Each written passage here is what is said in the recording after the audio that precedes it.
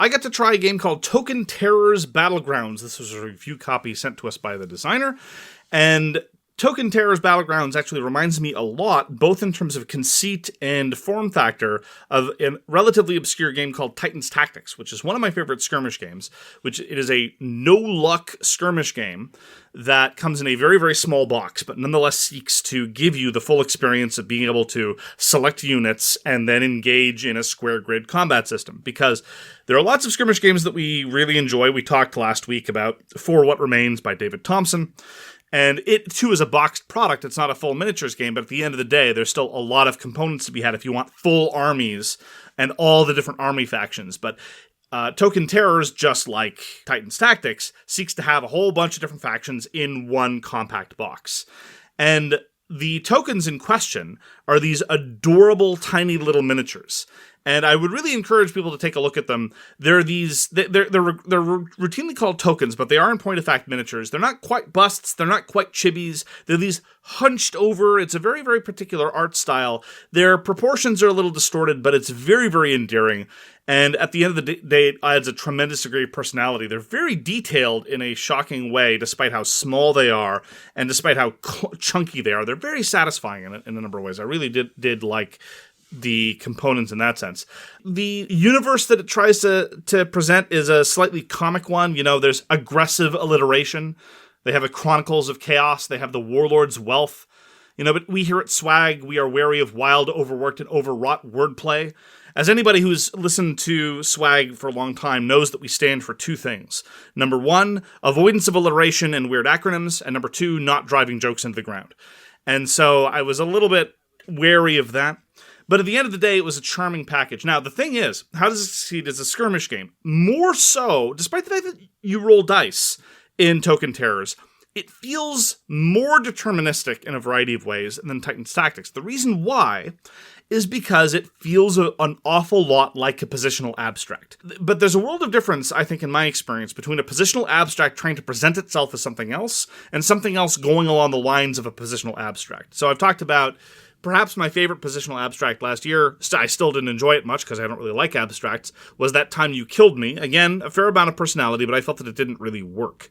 In this context, though, I really felt that Token Terrors really kept its eye on being a skirmishy type of game, even though it feels a lot like an abstract. The reason why it feels like an abstract is you're playing on this grid, and by and large, units have one strength, and there's always counterattacks. So if you have a one-strength unit attacking a one-strength unit, they'll both kill each other. But they get bonus strength when more of their allies are adjacent to them. And so what you need to do is set them up in formation and try to make sure they're next to each other and try to make sure that you can keep them protected in that way. On top of that, you have, of course, the added elements of special abilities that you draft at the start of the game. And by and large, you'll end up with 2 to 3 different factions of these tokens. And they each have their own special abilities that break the rules. Some of them are very, very straightforward, like the Wyverns. Normally, you spend 1 action to move 1 space. The Wyverns, once per round, you can spend 1 action to move them 3 spaces. That's an obvious effect. Some of them are a little bit more subtle. And then there's a whole question of what range considerations can you use? Because there's actually a quite clever way that range works with the activation system. At the end of your activation, you can either ready the unit, in which case it can dodge, or you can have them exhaust, which gives you extra actions that you can spend for later turns. Again, for what it's worth, this is vaguely reminiscent of Titan's Tactics. But if they are exhausted, they can't dodge anymore, and so any ranged unit can just waltz up and kill them. And so that leads to an interesting element of the economy, about how you need to keep your units safe in order to protect your economy, and the interplay between ranged and melee units. Interplay between ranged and melee is often something that bedevils a lot of skirmish games, and I have to say that the way that the, again, relatively abstract mechanisms of Token Terrors is a really satisfying spin on the balance of ranged versus melee and their specialisms there. I enjoyed it a great deal.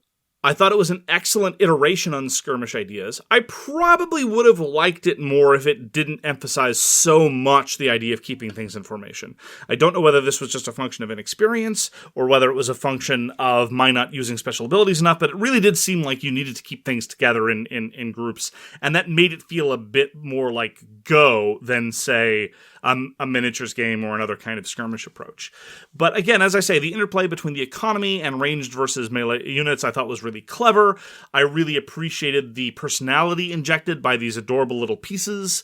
And even though the board is super tiny, I really do think that it used the components really, really well. Again, having just talked about Foundations of Rome, I think that games like Token Terrors are a really good antidote because you get satisfying and pleasing to manipulate pieces that look good, but they don't take up your entire table and they're not going to break your bank and they're not going to break your back when taking it to game night. And so Token Terrors is sort of a proof of concept. I think they have plans for, more factions, more abilities. Most skirmish games can be expanded ad infinitum, and they've got big dreams. I hope they're successful because I would like to see more of the system evolve. It was very cute, very clever. I prefer my skirmish games a little less abstract, but I have to say I liked what they did with those abstract elements. And so that was my early experience with Token Terrors Battlegrounds by John DeCampos and Philip Docolo and Terrible Games.